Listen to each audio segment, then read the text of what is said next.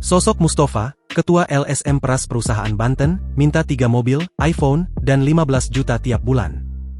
Ketua Lembaga Swadaya Masyarakat Peduli Lingkungan, Mustofa 51 tahun, ditangkap usai memeras PT Wahana Pamunah Limbah Industri, perusahaan limbah di Kabupaten Serang, Banten. Diketahui, PT WPLI mengalami kerugian mencapai 400 juta dari ulah Mustofa. Total kerugian 400 juta, yang mana 100 juta diserahkan di awal, selanjutnya 300 juta dengan cara dicicil bulanan selama 20 bulan, dikali 15 juta, itu adalah setoran bulanan kepada LSM ini, kata Dirkrimum Polda Banten, Kombes Pol Dian Setiawan. Mustofa yang sehari-hari bekerja sebagai penjahit pakaian, memeras PT WPLI dengan cara melakukan demo pada tahun 2017 menuntut dana Corporate Social Responsibility yang dikelolanya. Jika tidak diberi, tersangka mengancam akan melaporkan perusahaan kepada Kementerian Lingkungan Hidup dan Kehutanan terkait pencemaran lingkungan.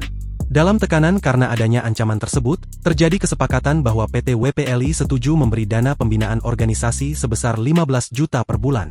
Dana tersebut rutin diterima Mustofa dari September 2020 hingga Oktober 2022 yang dipergunakan untuk kepentingan pribadi. Setelah itu, Mustofa pada November 2023 kembali mengajukan permintaan kepada Direktur PT WPLI berupa kendaraan operasional, yaitu mobil Toyota Avanza, Toyota Sigra, Isuzu Elf, dan 3 unit sepeda motor.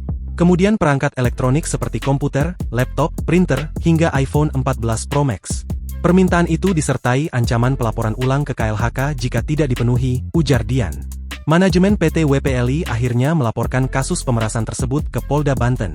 Adanya laporan tersebut, penyidik menangkap Mustofa pada Kamis, 5 Juni 2025, di rumahnya di Jawilan, Kabupaten Serang.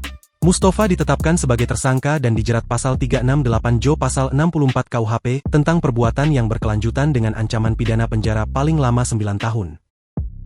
Download Tribun X sekarang, menghadirkan lokal menjadi Indonesia.